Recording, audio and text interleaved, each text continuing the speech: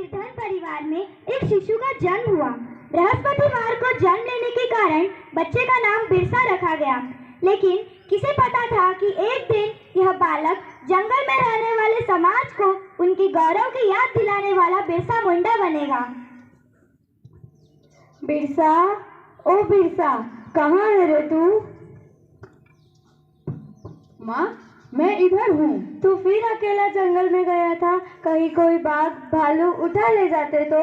माँ, तू फिक्र मत कर, ये जंगल मेरा दोस्त है और यहाँ के सभी जानवर मेरे भाई। ठीक है बेटा। बिरसा पढ़ाई में तेज था। इसे देखकर उसका दाखिला मिशनरी स्कूल में करवा दिया, लेकिन वहाँ पढ़ने के लिए जबरन उसको धर्म परिवर्तन करना पड़ा। बिरसा, यीशु के सिवा और कोई भगवान नहीं है।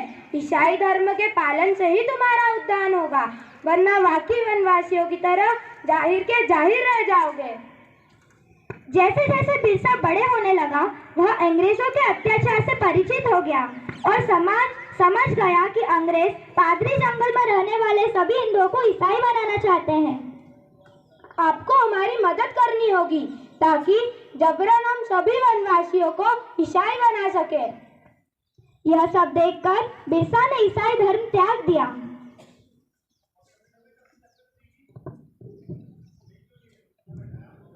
भाइयों, हम आदिकाल से इन जंगलों में राज करते आए हैं।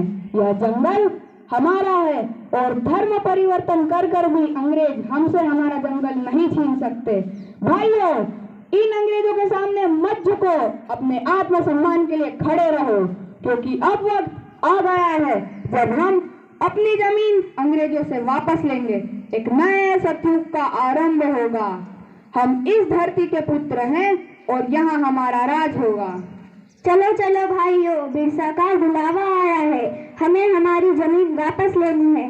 साथियों, हमें हमारा अधिकार वापस चाहिए। यह जमीन हमारी है और यह देश हमारा है। बिरसा के अनुयायी गांव-गांव जाकर बिरसा की इस शिक्षा का प्रचार करने लगे। उसके कहने से वनवासियों ने अंग्रेजों को लगाम देना भी बंद कर दिया था। यह सब देखकर अंग्रेजी हुकूमत तो तिलमिला गई थी। उन्हें बगावत भड़काने के जुर्म के लिए बिरसा को 2.5 साल की कठोर कारावास की सजा सुनाई। लेकिन बिरसा का आंदोलन अब रुकने वाला न था।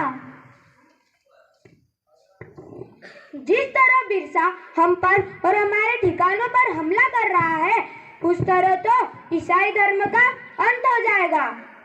हम बिरसा के सर पर भारी इनाम रखेंगे।